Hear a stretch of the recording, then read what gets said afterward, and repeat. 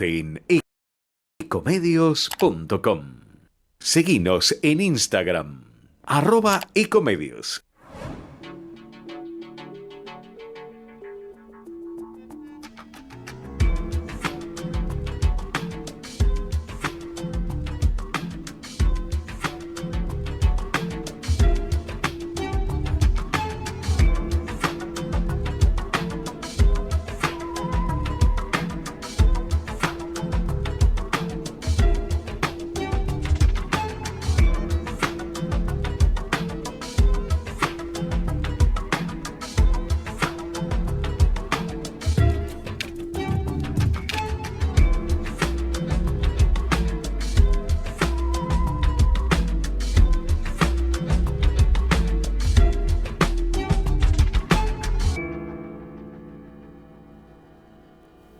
¿Qué tal? Muy buenas noches, ¿cómo están? Gracias por escucharnos, muchísimas gracias. Estamos acá, día miércoles nuevamente, y como la vez pasada, llueve en Buenos Aires.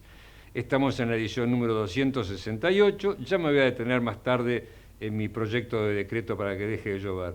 En Ecomedios AM 1220, un programa bajo la producción de Federico Politi, operado por Gerardo Subilana, en la conducción Eduardo Mario Fabián Dubá, quienes habla Oscar Cesaretti, y por Zoom, Juan Carlos Serrano, Osvaldo Juan Di Tulio, Augusto Weigen Muñoz, a quienes le damos la bienvenida y agradecemos su presencia. Eduardo, te dejo acá, Bueno, abandono. cómo no, buenas tardes a todos en este programa Tercer Ojo, un programa no controversial que busca explorar el alma humana desde la cultura, la historia, lo cotidiano y lo universal. Y justamente explorando el alma humana, tenemos hoy un invitado especial al que damos la bienvenida, al profesor Luis Alberto Di Santo, con el que vamos a conversar un tema que hemos propuesto de cómo funcionan las mentes criminales, para poner algo, ¿no? Ya sabemos que estamos hablando, bueno, de mentes especiales. Luis Alberto Di Santo es licenciado en psicología, es especialista en investigación científica del delito, es especialista en psicología clínica con orientación psicoanalítica, codirector diplomado de criminalística, criminología y psicología de la investigación criminal, magíster en perfilación y análisis del comportamiento criminal por Barcelona y director del programa de actualización de posgrado en psicología investigativa criminal. Además sé que es profesor de la universidad porque he visto por internet su taller. Así que bueno, profesor Luis Alberto Di Santo, buenas tardes.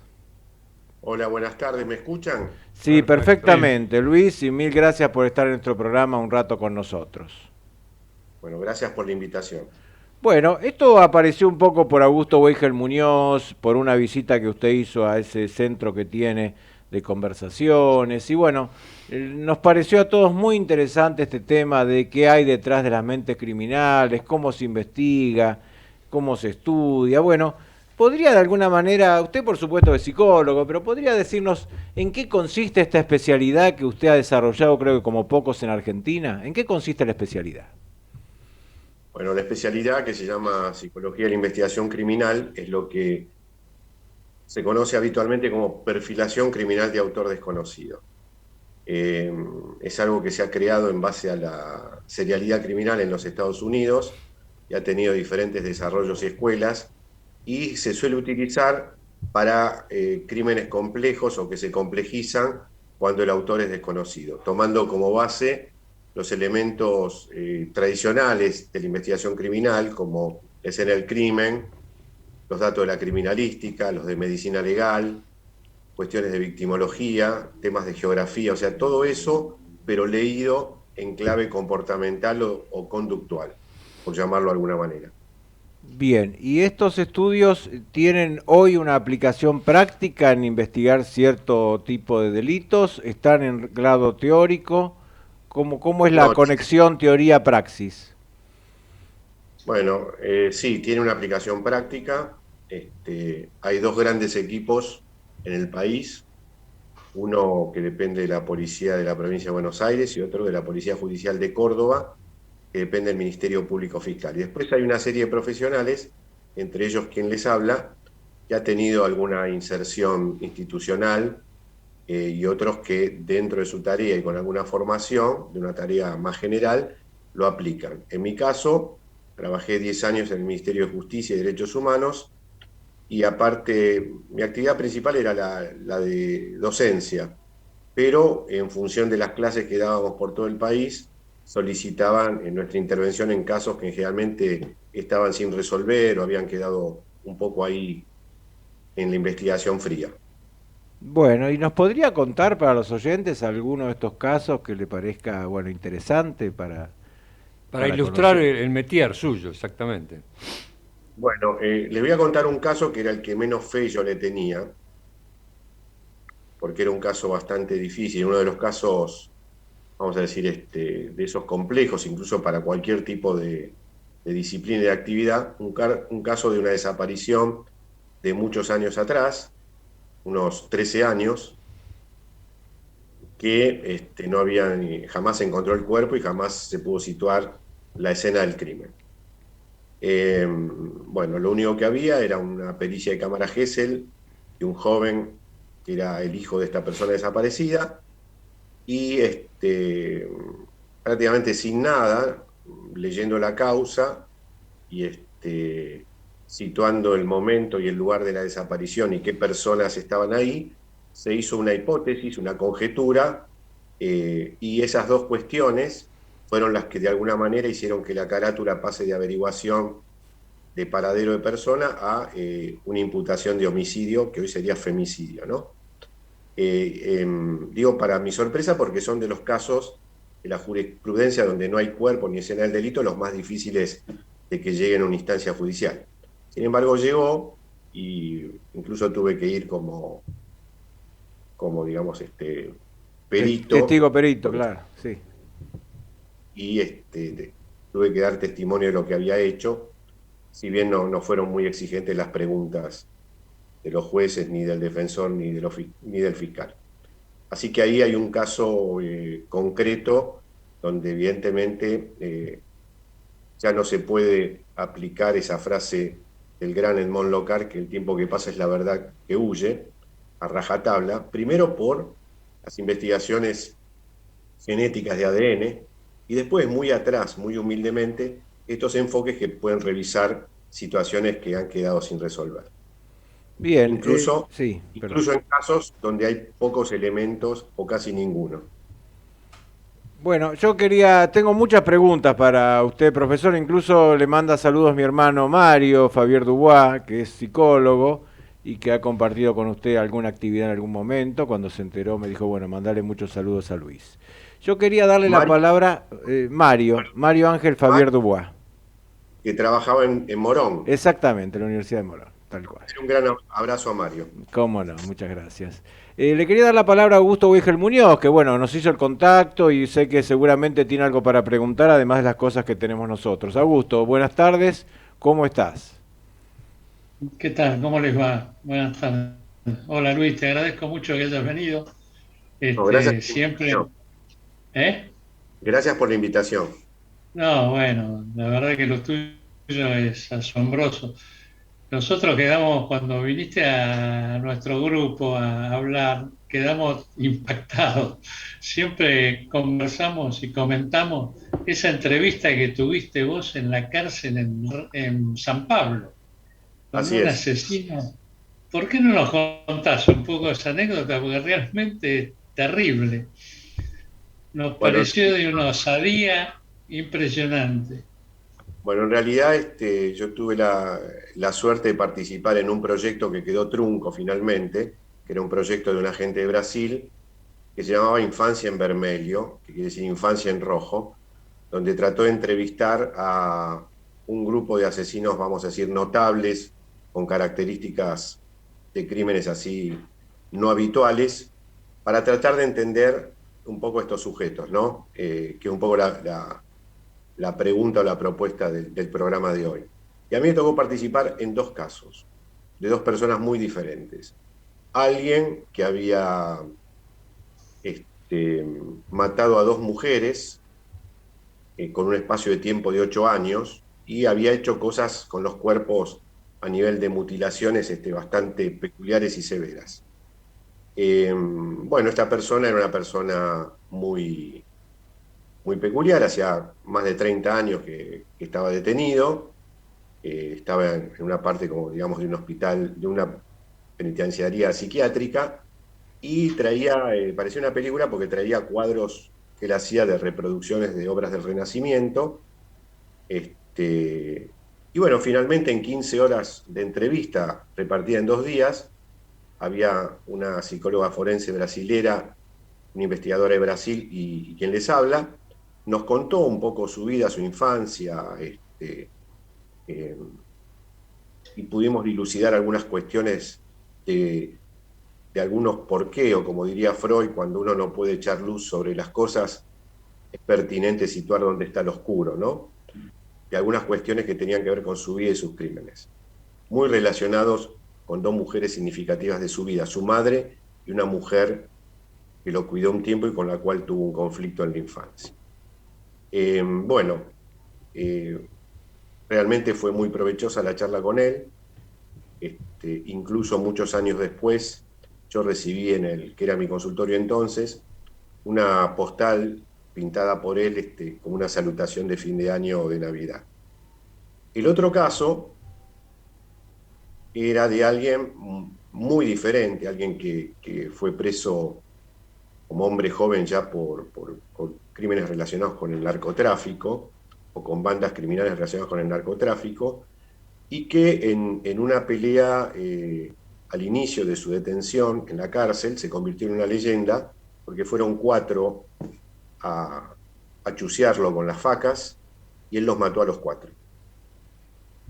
A partir de ahí, a este sujeto que le dicen Pedriño el Matador, así que imagínense más o menos por dónde va la cosa, se supone que a lo largo de todos los años de su condena, mató dentro de la cárcel, muchas veces en los motines, a unas entre 70 y 100 personas, todos hombres, ¿no?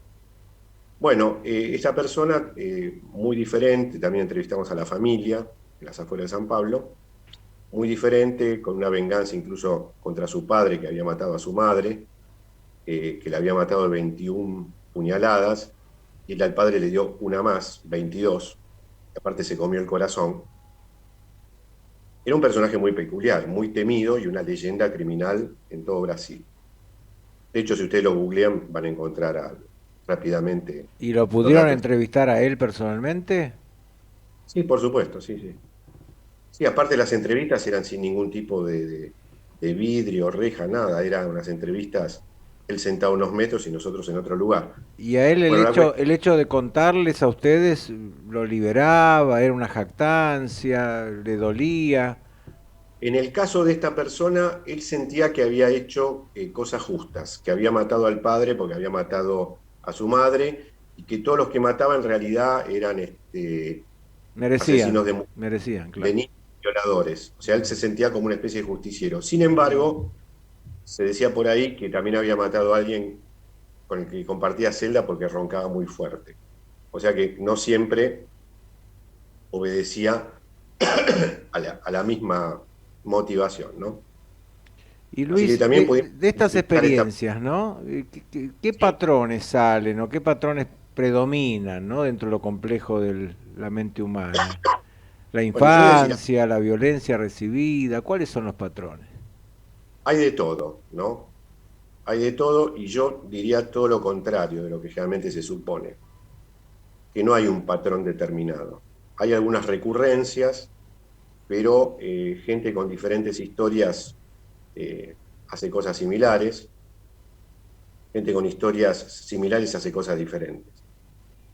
No hay una causa, hay una multicausalidad, diría, y al mismo tiempo siempre hay algo prevalente. Una cosa que yo quisiera decirles es que entre el criminal y nosotros hay una diferencia de grado, porque muchas de las cosas que nosotros pensamos no las llevamos a cabo, y alguna gente sí. Entonces, la mejor manera de entender a aquellos que cometen crímenes, y sobre todo crímenes muy difíciles de entender, salvo que haya una estructura psicopatológica muy acentuada como la psicosis, es verlos como lo que son seres humanos que hacen cosas terribles, ¿no? De hecho, siempre nuestro enfoque está en este tipo de criminales y nos olvidamos de criminales que tienen el respeto social como, yo qué sé, dirigentes, Sí, los de empresarios, guante blanco por ahí, claro. sí, Bien. gente que produce crímenes ecológicos, económicos, eh, complicando a generaciones, ¿no? Este es el criminal más de a pie, pero también es el más fascinante, ¿no? Claro, Eh, que porque, sí. porque cruza una línea donde mucho se fantasea de esa línea, pero hay alguien que realmente la cruzó. Tengo dos Pero preguntas, Luis, perdón. Tengo dos preguntas de oyentes, si puede ser. A ver. sí, lo La que sea. primera, ¿todo criminal serial es un loco que debe ir al manicomio? ¿Cómo? ¿Todo criminal serial es un loco que debe ir al manicomio? Primero, para determinar que alguien es loco desde el punto de vista jurídico, lo determina la justicia a través de diferentes pruebas y evaluando el sujeto en relación a su acto, ¿no?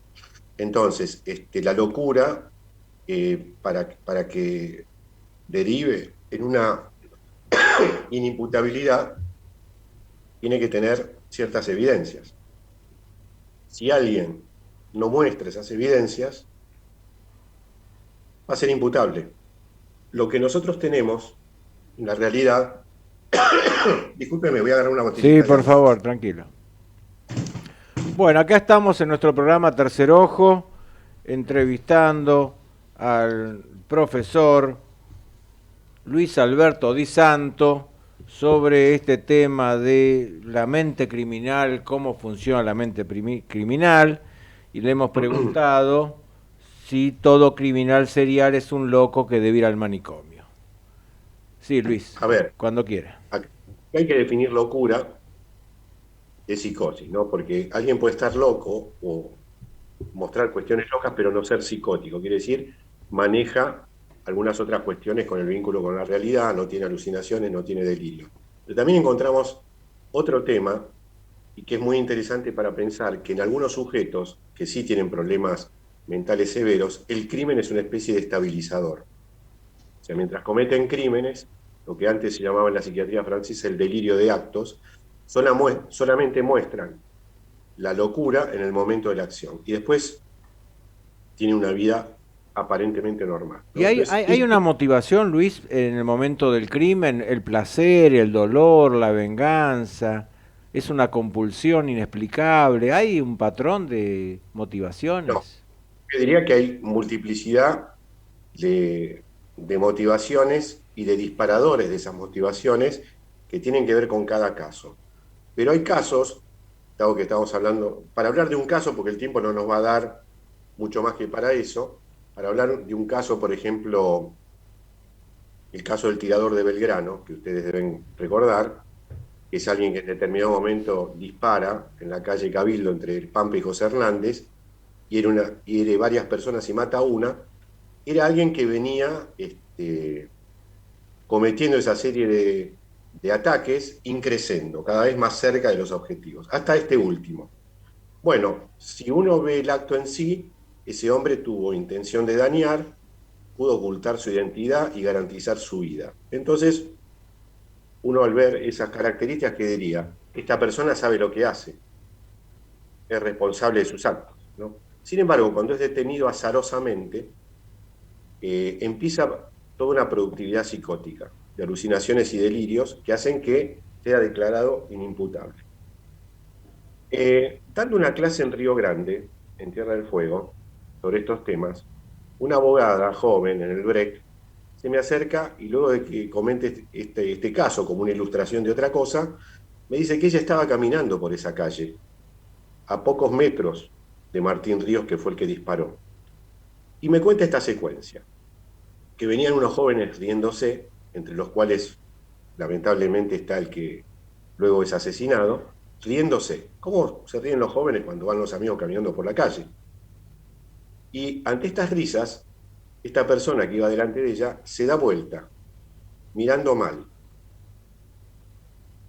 y pocos metros más saca el arma y empieza a disparar, ¿sí? Entonces, ¿qué es esto, no? Que para nosotros es inentendible. En ciertos enfermos mentales, no todos, las risas, las miradas de otro pueden ser consideradas como injuriantes, como persecutorias. Entonces, ese sujeto lo que hace es dispararle o responder desde su psiquis, desde su momento delirante, algo que supone que lo agrede o que lo insulta. ¿Sí? Entonces, acá tenemos un caso donde el fenómeno que se da a ver es inentendible, pero después cuando se empieza a analizar, se empieza a deconstruir y uno tiene más datos, se entera de qué era lo que estaba ahí en juego, ¿no? En el caso del trabajo de la perfilación de autor desconocido, el trabajo es más complejo, porque se trabaja sobre el producido de un comportamiento que uno no sabe quién es. Y con eso tiene que reconstruir una secuencia y una motivación. Pero lo que tenemos que partir es que no hay una motivación, hay varias, depende de las personas, puede ser goce o disfrute, puede ser venganza, ¿sí? Puede ser una especie de reparación y compensación de cuestiones que siente que ha vivido o ha padecido. O sea, hay una serie de variables que no se pueden reducir a una. Por eso es importante estudiar los casos y aprender de ellos que nos enseñan al respecto. Bien, Luis, tengo otra pregunta que dice así, ¿estos criminales seriales pueden tener una rehabilitación mental? Esto es, ¿hasta dónde es reversible estos mecanismos mentales? ¿Hasta dónde son reversibles o pueden ser reversibles? Ok. En el caso de la psicosis, de que el serial sea un psicótico y todo eso sea producto de una cuestión delirante y alucinatoria, uno puede decir que hay más chances de algún tratamiento en relación a que no se vuelva a repetir eso, ¿no? Pero nadie pone las manos en el fuego por este tipo de sujetos, ¿no? Nadie se juega hasta hoy. En el caso de que sea algo más del orden del disfrute,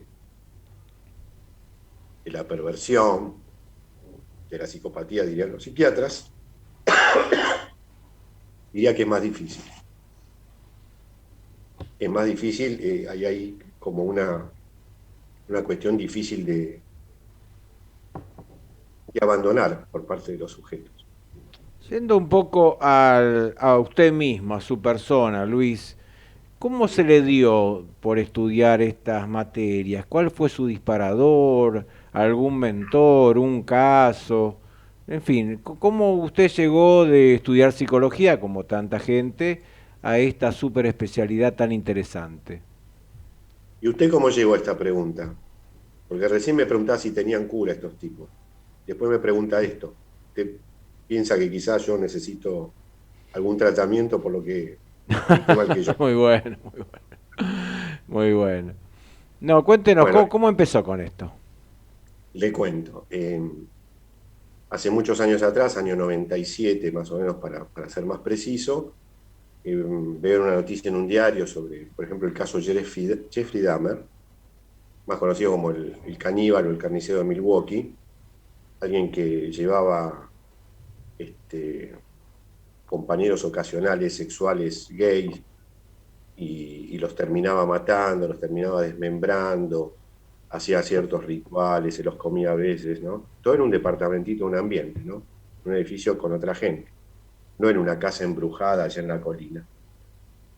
Leía sobre este caso. En realidad lo que leía es que habían subastado todas las herramientas con lo cual este sujeto hacía lo que hacía con los cadáveres, ¿no? Entonces ahí me pregunté, ¿qué son estos tipos, no? ¿Es un psicótico, es un perverso? Una pregunta más que nada sobre el diagnóstico. Porque precisamente, si hay algo que plantean, es que no terminan de encajar fácilmente en los diagnósticos, o yo les diría algo más. Aunque el diagnóstico se les pueda aplicar, el diagnóstico no explica por qué hacen lo que hacen. Porque gente con el mismo diagnóstico no hace esas cosas. O gente con esas mismas infancias tampoco hace esas cosas. Entonces, como un enigma. De hecho, uno lee diferentes libros y hablan del enigma de los asesinos seriales, ¿no? Como algo que todavía no está resuelto. Pero un poco ese fue el disparador para meterme en este tema, porque básicamente yo soy un clínico y vivo de la clínica, vivo de atender pacientes, ¿no?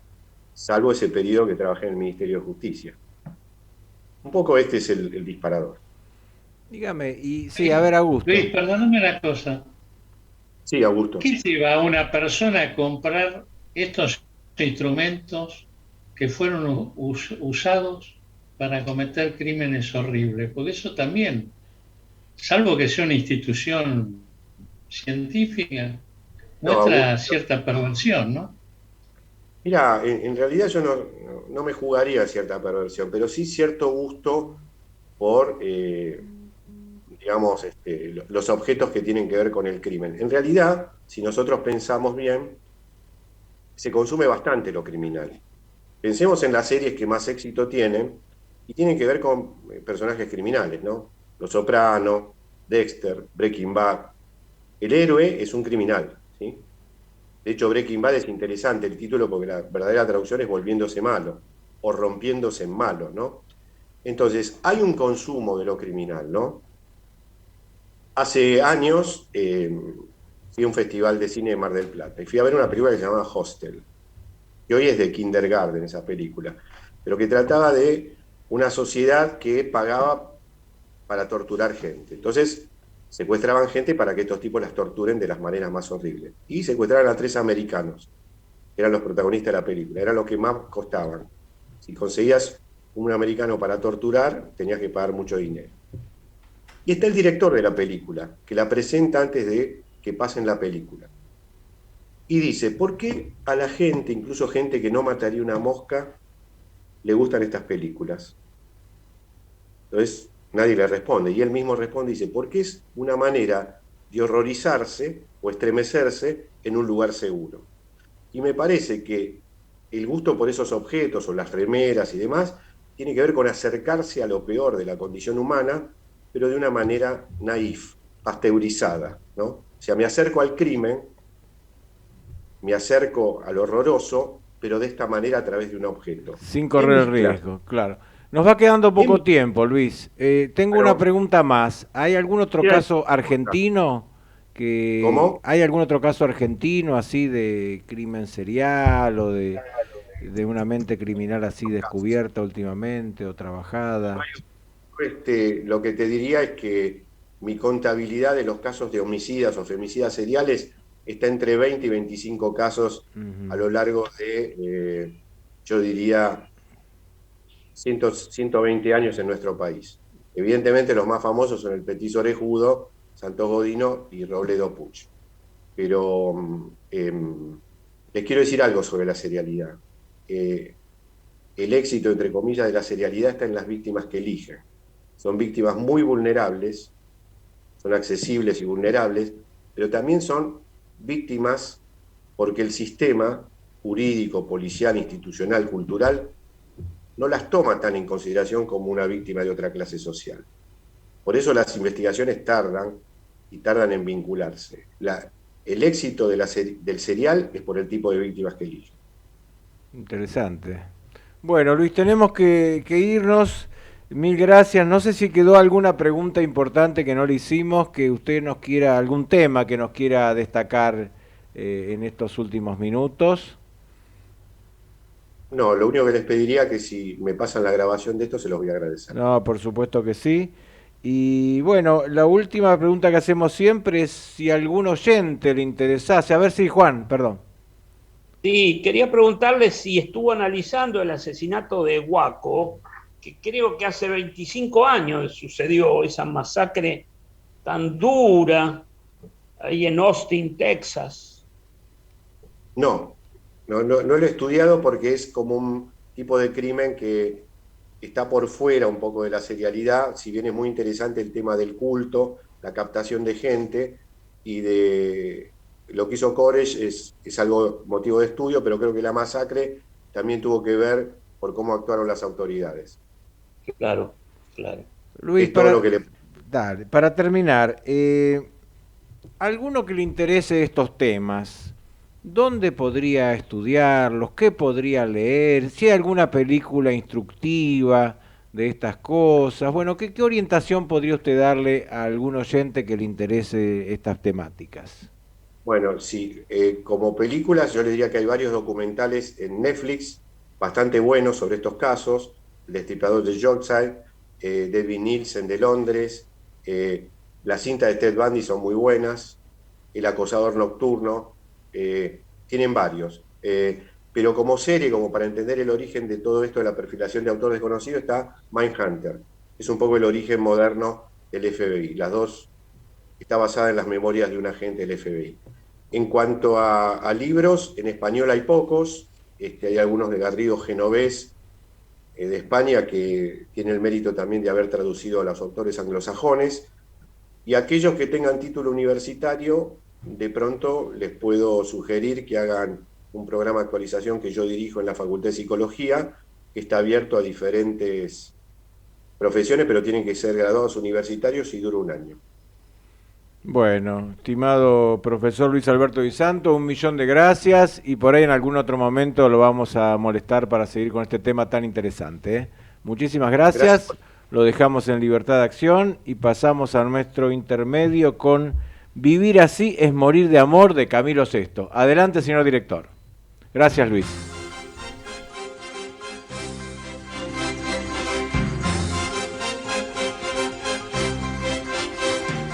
Siempre me traiciona la razón y me domina el corazón. No sé luchar contra el amor.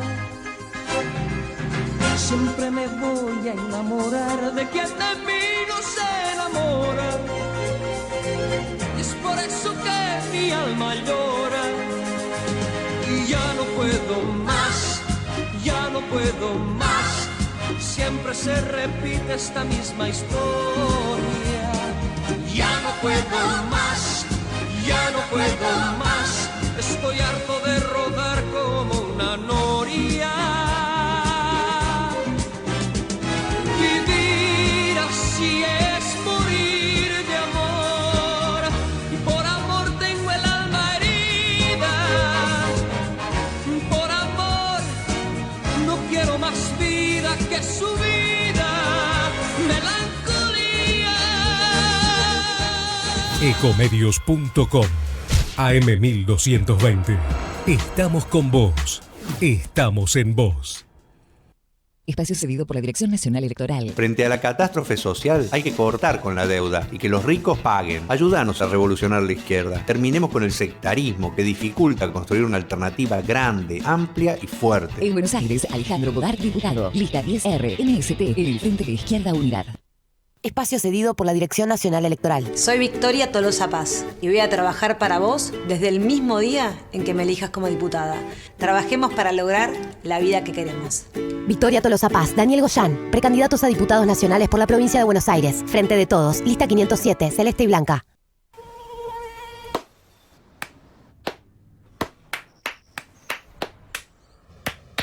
No aplaudamos al mosquito, combatámoslo en serio. Para combatir el dengue, el zika y el chikungunya, evitemos que los mosquitos piquen y se reproduzcan. Usemos repelentes, coloquemos tules en la cuna de los bebés y demos vuelta a contenedores para que no se acumule el agua. Si tenés fiebre alta, dolor de cabeza y dolor muscular, no te automediques y acudí al médico. Encontrá más información en argentina.gov.ar. Argentina Unida, Ministerio de Salud, Argentina Presidencia. Espacio asignado por la Dirección Nacional Electoral. Alejandro Biondini, diputado nacional por la provincia de Buenos Aires. Votá Frente Patriota, lista 312, lista A, Primero la Patria. Espacio cedido por la Dirección Nacional Electoral. Diego tiene la experiencia de haber bajado el delito en la ciudad de Buenos Aires y sabe cómo hacerlo. Es hora de decirle basta vivir con miedo en la provincia. Es hora de volver a caminar tranquilo por tu barrio. Por eso este domingo 12 de septiembre te pido por favor que nos acompañes con tu voto. Es Diego El Colo Santilli, Graciela Ocaña, precandidatos a diputados nacionales por la provincia de Buenos Aires. Lista 506, juntos. Informate en ecomedios.com. Seguinos en TikTok, @ecomedios1220. El tercer ojo. Una mirada en positivo de la vida cotidiana y del mundo. Bueno, Fabián, volvimos. Interesante la entrevista. Realmente nosotros no tenemos mentes criminales, aunque realmente hacemos actos que algunas veces se podían calificar como criminales lo que hacemos, sobre todo en la profesión, muy audaces. Mientras no se descubran los crímenes, se pueden bien. hacer. Vio que yo tengo un problema. Vio que hoy es miércoles y ¿qué pasa? Llueve. El miércoles pasado llovió.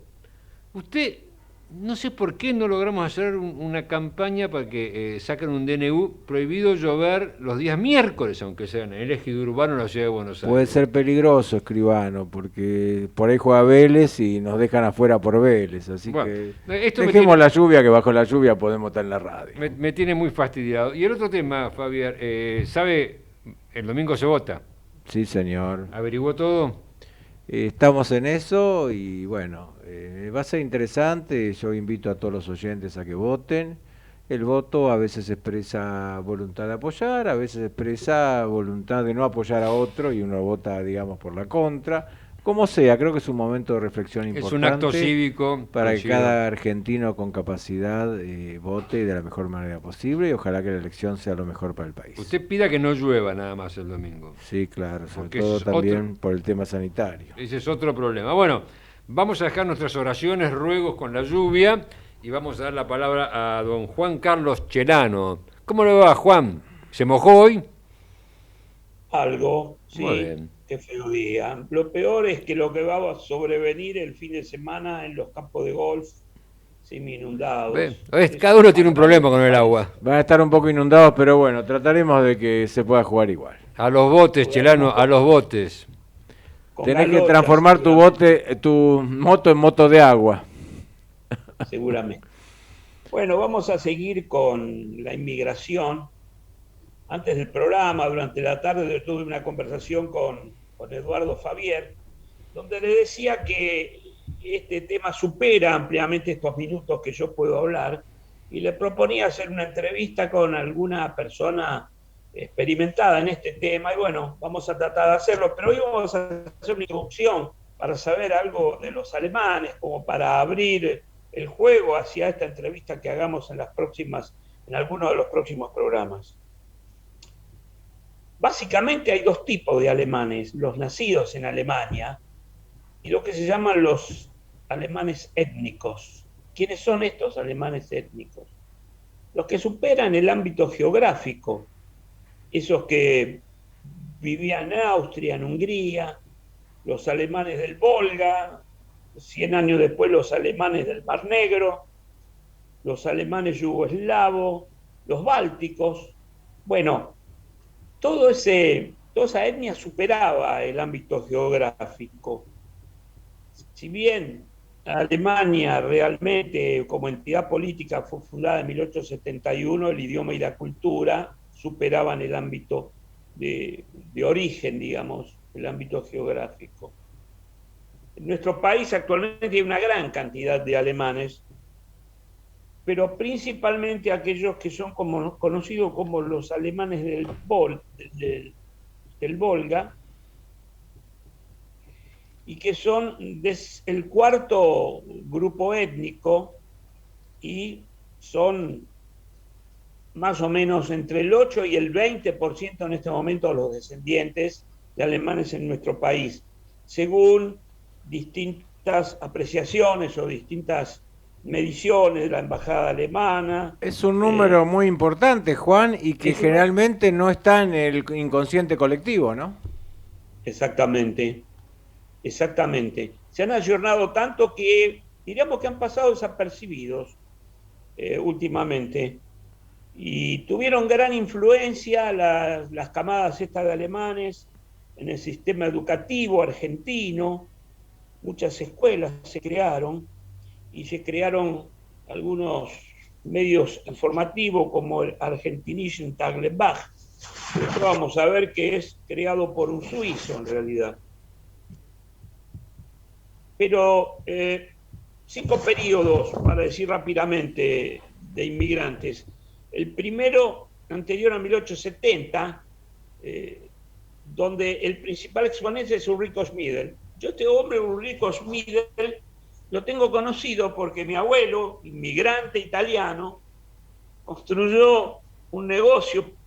Bueno, toda mi familia fue a levantar ladrillos para que uno de mis tíos, el mayor, pudiera tener su comercio ahí en la localidad de Mataderos, en Emilio Castro y Muriondo. Justo terminaba la calle Ulrico Schmidl frente al comercio del que fuera mi tío. Bueno, Ulrico Schmidl vino en el siglo XVI, XVII, por ahí, y estuvo durante 20 años promoviendo la colonización del río Paraná. El pueblo argentino tenía una baja densidad, recuerdan cuando hablamos de los pueblos originarios, y en 1826 Rivadavia crea la colonia Chorroarín, ubicada en la Chacarita de los Colegiales. ¿Por qué se llama la Chacarita de los Colegiales? Todos se preguntarán, pocos saben, algunos saben por qué se llama la Chacarita de los Colegiales, alguien que no esté mirando Google. No, para nada. No. Bueno, había un colegio San Agustín y en el verano los jóvenes solían ir a caballo hasta la zona esa de Chacarita, lo que hoy es Chacarita, y pasaban el verano en ese lugar, la Chacarita de los Colegiales. Bueno, en 1887 se crea esta zona que se llama la colonia Chorrarín y se hace por el modelo de anfiteusis. Los alemanes, que fueron invitados por el gobierno argentino, llegan en el velero Kumbakyati, proceden de la región de Maguncia. El experimento no funciona y al año los alemanes se esparcen por otras partes del país. Segundo periodo, 1870 a 1914, un gran auge, porque también hablamos, cuando hablamos de italiano, el italiano gringo que fue a poblar el campo, la parte agropecuaria, todo esto llega a oído de los alemanes, especialmente los alemanes del Volga, que en su base eran agricultores, y empiezan a venir a la Argentina por todo este éxito del trigo y la carne vacuna principalmente. Bueno, acá empieza toda una movida, se inicia con el foro de el diario Argentinische Tageblatt contra los alemanes nazis por todos los exiliados del Tercer Reich. Bueno, el cuarto periodo, 1933-1940 más o menos, otorgaron aumento a la inmigración, exiliados del régimen alemán, y ahí componían el 28% de la población argentina, contando los alemanes nacidos en Alemania y los étnicos, la totalidad. El quinto periodo fue durante la Segunda Guerra Mundial, lo conocemos. Pero vamos a hablar de los alemanes del Volga, un minuto, si me dan tiempo. ¿Tengo un minuto más, Eduardo? Sí, cómo no, Juan Carlos. Además, aprovecho, le mando un gran saludo a Generoso Stang, director de mi colegio, que vive en Crespo, alemán del Volga, que ha escrito un libro que incluso a lo mejor lo podemos conectar para algún otro programa. Adelante, Juan. Bueno, Juan, la magia Sí. del... Ahí estamos. ¿Me escuchan ahora de nuevo? Ahora sí, dale. ¿Me escuchan? Bueno, Sí. los alemanes del Volga eran alemanes étnicos que fueron a vivir en la cercanía del río Volga. ¿Quiénes eran estos? Bueno, comienzan a emigrar en 1763 por una invitación de la emperatriz Catalina II de Rusia. Hay mucho para hablar de esto, vamos a hacer una síntesis nomás. Y en 5 años llegan 30.000 habitantes que tienen un gran desarrollo poblacional. La inmigración alemana en esa zona dura 100 años hasta que el nieto de Catalina, el zar Alejandro I de Rusia, les da otra ubicación a algunos de ellos que se llaman los alemanes del Mar Negro. Estos profesionales, estos alemanes en general eran de oficios y agropecuarios, pero también había ingenieros, profesores, etc. ¿Esto qué significaba? Que prácticamente tenían una república alemana del Volga ahí. Si bien sus derechos les fueron respetados porque les permitían vivir libremente, tenían soberanía y un importante movimiento migratorio, tenían la exención del servicio militar, el libre ejercicio del uso del idioma, por eso se crea prácticamente la república esa. pero tiempo después fueron obligados a confinarse exclusivamente a las actividades del campo y finalmente, muchos años después, Stalin los persigue y de ahí viene una alta tasa de emigración que básicamente empezó con Canadá, Estados Unidos y Brasil. Pero ya casi llegando a la Segunda Guerra Mundial, Brasil y Estados Unidos empiezan a tener problemas para aceptar a los alemanes. De ahí que muchos se dirigen a la Argentina. Bueno, tenemos muchos famosos de este tema, ¿no? Jugadores de fútbol, tenemos pensadores, tenemos un montón de gente muy preparada. Estoy buscando la nómina acá entre mis papeles. Bueno, Silvio Gesell, Carlos Berg, Rafael Bullrich, Emilio Frers.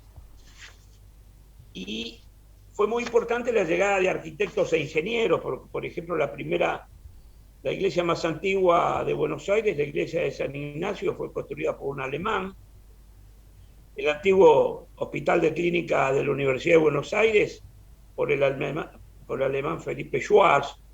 Y así un montón de cosas más que no quiero continuar porque es muy extenso y vamos a tener una oportunidad de continuar con este tema, entrevistando a una persona con entidad y conocimiento sobre la inmigración alemana.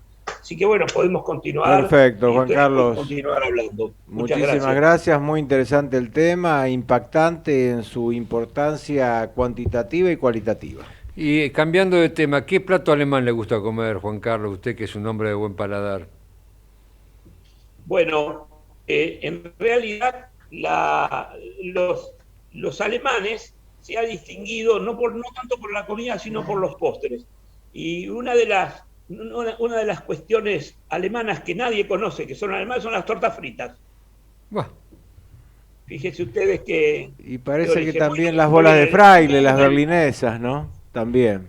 Las berlinesas, exactamente. Muchas facturas. Sí. Las croissants famosas dice que son alemanas también. Sí, las trajeron ellos.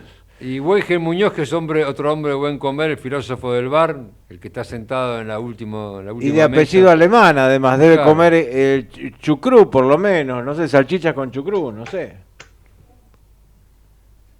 Cuando estuve en Colonia, en Alemania, pedimos una salchicha y nos trajeron medio metro de salchicha. Son espectaculares. No, son espectaculares. Con esto morimos. Y sin embargo la comimos súper liviana. Muy buena. Y venía acompañada con verduras salteada, la famosa kartoffel, que es la papa. No, muy rica. No es muy gourmet la comida alemana que yo he conocido, ¿no? Se puede comer comida alemana también en el sur de Chile, cuando uno cruza la cordillera. Ahí hay muchas casas de comida alemana, sí, sobre el sur todo. Y en todos lados, porque la colonización alemana en Chile es muy importante. Sí. Tanto en el sur como en la misma ciudad de Santiago. Bien. Bueno, tenemos algo de la Universidad de San Pacho también, me dijeron. Vamos a pedirle presente el auspicio de la Universidad de San Pacho en el Tercer Ojo.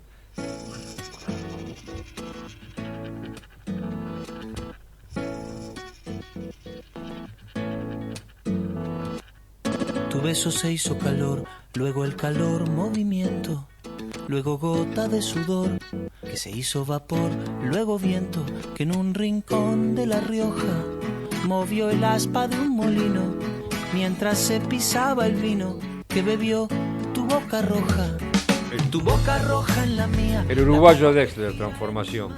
Todo se transforma, diría el comentarista científico Augusto Wilhelm Muñoz, el hombre de la ciencia y la filosofía. Bueno, vicisitudes vinculares, Tercer Ojo, Universidad de San Pacho, Jarrón Chino y la Mancha Venenosa. Bueno, ¿qué tiene que ver estos dos conceptos con las vicisitudes vinculares? Ya que se los utiliza generalmente en el argot político. Claro, un jarrón chino son estos capitostes de algunos partidos, los viejos líderes, y quieren salir en todas las fotos realmente. Ahí adelante, luciendo esos trajes antiguos que tienen 20 años de antigüedad como mínimo, nunca renuncian a dar el paso al costado. Cuando llega un momento en que es más honroso no estar que estar dando la cara. La mancha, gracias Fabián. La mancha venenosa es peor realmente, porque ustedes saben que en la política el candidato que no mide o que está por afrontar una derrota en su territorio, porque los números no le dan, nadie lo quiere cerca. No vengas a hacer campaña en mi distrito si no puedes ganar tu territorio. En política el territorio manda, y el que no tiene territorio a lo sumo podrá ser un armador entre bambalinas, pero nunca va a llegar a ser candidato. Y en los vínculos, ¿qué pasa? Seguro que tenemos un jarrón chino. Veamos. Voy a tomar un poquitito de agua porque no he afinado mi garganta hoy. Bueno, ¿qué pasa el jarrón chino en los vínculos? Seguramente es muy fácil identificar el problema del jarrón chino. Una cena de fin de año. ¿Qué hacemos con el tío Eulogio? Es un jarrón chino. Peor si es un casamiento, que hay que asignarle asientos a todo el mundo en la mesa. Todo el mundo tiene en su familia un jarrón chino. La mancha venenosa es otro fenómeno.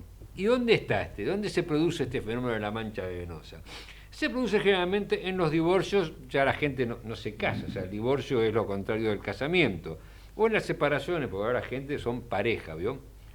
De pronto el ex o la ex asume ese rol de mancha venenosa. Nadie le quiere cerca a una reunión de anteriores amigos, comunes, menos si se presenta una nueva pareja. Todos dicen no, ¿cómo va a venir XX o cómo va a venir YY?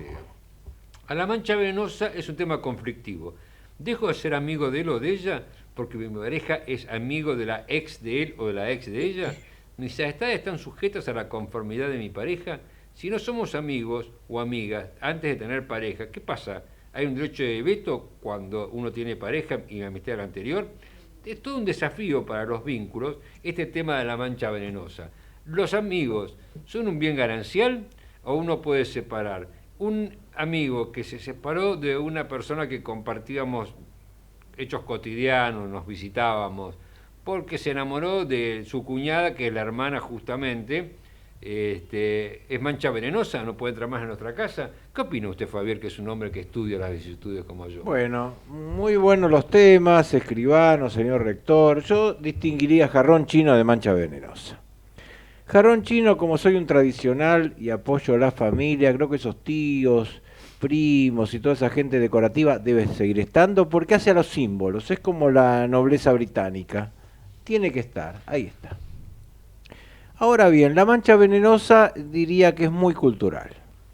Si tomamos nuestros vecinos del otro lado del río, los uruguayos, ellos que tienen divorcio desde siempre, porque la Iglesia Católica no tuvo la influencia que tuvo acá, ellos conviven con su expareja, vienen, van, están, se abrazan. Ahora, que no caigamos en mente criminal.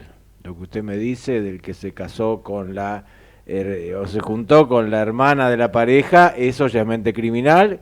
Creo que es un tema para el doctor Di Santo, se lo vamos a pasar para que lo investigue. Bueno, otro día seguimos con este tema de la mancha venenosa y el jarrón chino. Es hora que nos vamos despidiendo, estimado Eduardo. Muy bien, Augusto, que nos diga algo para ir cerrando. No, quería señalarles que no es tan inusual eso del sororismo, de casarse con la hermana o la cuñada o el cuñado. Es más, era en algún momento no, es un mandato bíblico. Está en la Biblia casarse con el... Sí, cuando uno enviuda, pero no estando vivo. Bueno, estamos sobre la hora, señores. Nos vamos. Juan Carlos, sí, Augusto. Dale. Bueno. Dale. Dale, Augusto, dale. No, quería recordarles que hoy y ayer se están celebrando el Año Nuevo Judío de nuestros primos hermanos. Casualmente estuve leyendo un poco cómo nació el cristianismo y bueno, me retrotrae al hecho de que fue inicialmente una secta judía, ¿no es cierto?